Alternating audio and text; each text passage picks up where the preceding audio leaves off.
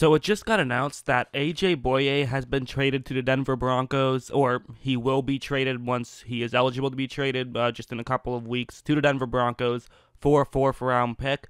And it's a pretty interesting trade. For one thing, that seems like a kind of a steal for Denver, to be honest. I mean, I think people kind of forget AJ Bouye, he's only 28 years old. He's not that old at all. So to get a pretty young player, I think it's definitely a good decision, and he is a pretty solid player, Bouye is. To me, this honestly just feels like it's the kind of move that, quite frankly, the Jaguars just need to get rid of his contract. They don't want to pay him, but for Denver, I think it makes a lot of sense. Get a good player who, again, he'll be 29 next year, so he's still in his prime, and you're not giving up really much capital whatsoever, especially because they have extra picks this year. I really like the move from Denver, and I do understand it from Jacksonville's perspective. Now, I think some critics of this move might say something like, well, Bouye did not look as good once Ramsey left. Once he had to be that number one corner, he definitely had a decline in value.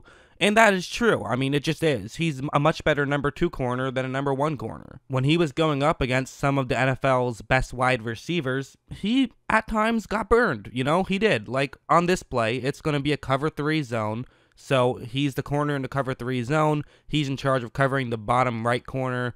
And the way this play is going to work is that Tampa Bay is running play action, and it'll be Mike Evans running a deep route that will get into Bouye's zone. And so as you see, right when the ball is snapped, Bouye doing what you often do in a cover three, your job is to make sure that no receiver gets past you and no receiver gets further to the bottom half of the screen than you. So he is doing that part correctly, Evans isn't past him, and he isn't closer to the sideline than Bouye. But the problem with this play for Bouye is just simply going to be that he's going up against Mike Evans, who's obviously really good. And what Evans is going to do here is he says, oftentimes a great route against the cover three is an out route because, the corner sort of turns his hips towards the middle of the field.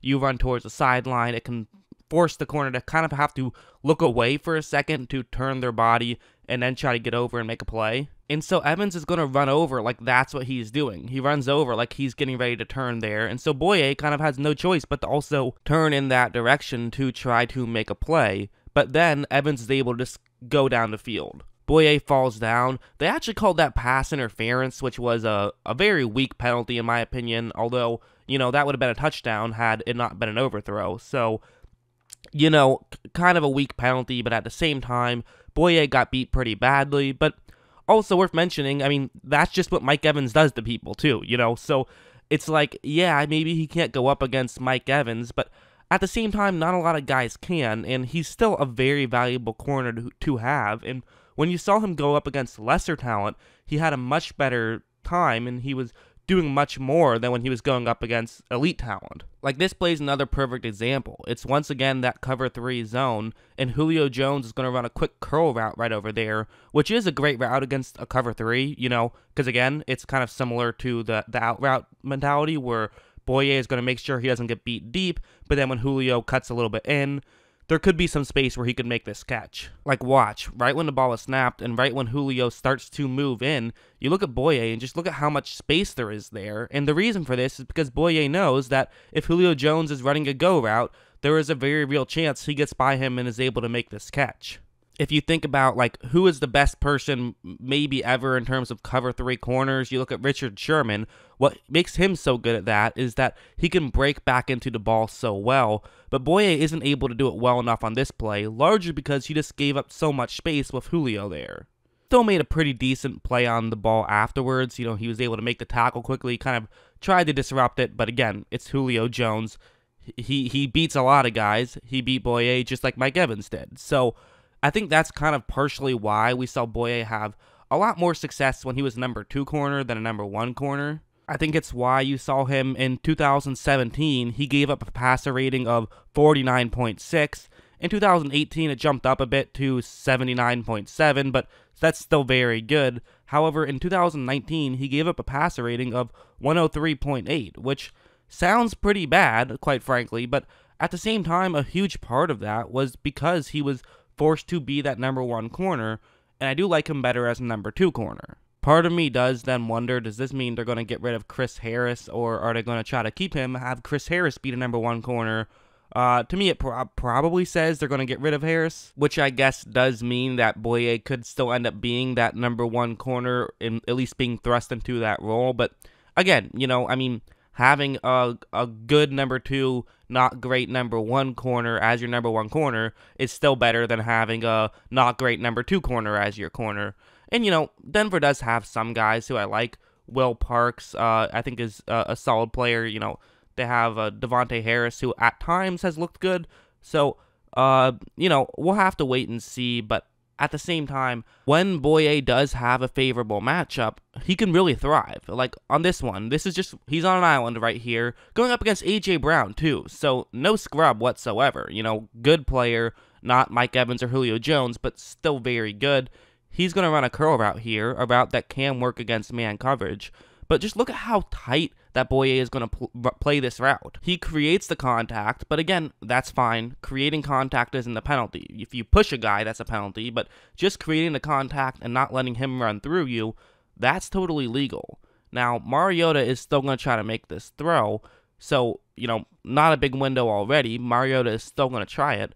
But look how Bouye is then able to run over, and he's easily able to knock it away because there just wasn't a window. So again, that's kind of why I'm bringing it up, is because I do think that he's the type of guy who he can really thrive when he's playing against some of these worser talents. And also worth mentioning that, when he's going up against lesser talents, he doesn't have to fear as much about getting burned deep. Like on a play like this is going to be cover 4 zone instead of cover 3, but, his assigned man is running that route, is a route that's going to get into his coverage. And, as we saw with Julio Jones' route earlier, that when Julio ran his route, Bouye stayed way too far back, which allowed Julio to convert on the curl. And again, this is A.J. Brown who he's going up against, but you look and you see that Bouye does not allow as much separation as he did earlier.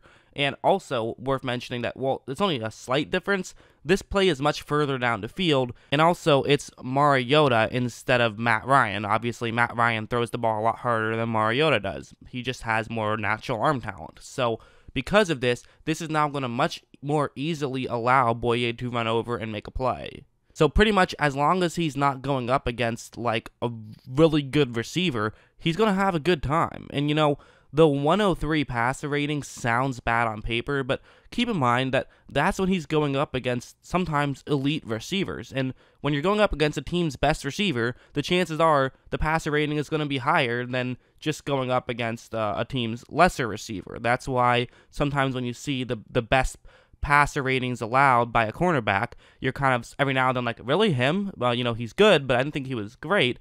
And usually that's because they're a number 2 corner and they're going up against lesser talent. So numbers can be misleading, but I do think that Bouye can do a great job at covering like pretty much everyone but like maybe 8 to 10 guys in the NFL.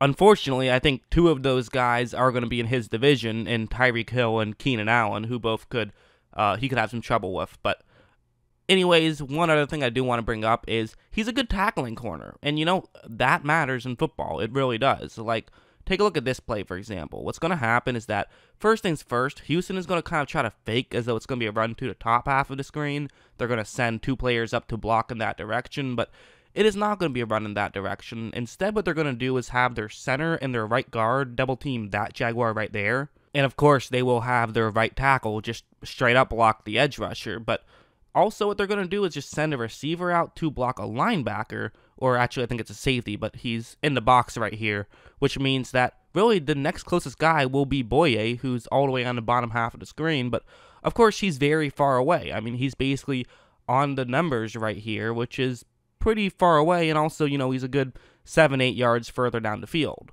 And so you see, they take the handoff, and right now, it's working out pretty well for Houston. There is a ton of space, and Bouye pretty far away, so you would think that you can gain some yards, and obviously if the cornerback sells out too hard to try to stop you right away, maybe you can make a move and pick up a ton of yards. However, Bouye runs in very quickly and is able to help run over and make that stop. I mean, just a good play from him, an aware play, and, he's a good tackling corner. Like, that helps. The fact of the matter is, he's somebody that you always want on your team. You're almost never like, man, I wish it wasn't Bouye in that situation. He's usually going to be a player that you'll like. I also should be a little bit more clear, and just what my point was that, he's not like a bad number one corner by any means, but he's just not like an elite number one corner. He's kind of just like fine, I guess. Not something that you're really thrilled about as a number one corner. But again, when he's going up against inferior athletes, he's gonna really thrive. You'll see that in Denver. And so I like the trade for a 4th round pick. It's just a good move in my opinion. So this kind of says that, you know what, they're not going to go after Byron Jones. This will be their guy.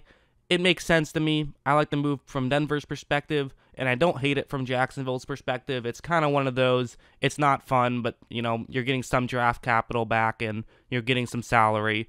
Man, it really sucks to be a Jaguars fan, honestly, with the way that they completely had to tear down 2017. But, that's football. Sometimes it happens. Better to rebuild eventually than just suck for a while. So you get it. But yeah, that's my thoughts on this trade. Like to know what you guys think. And of course, as always, thanks for watching.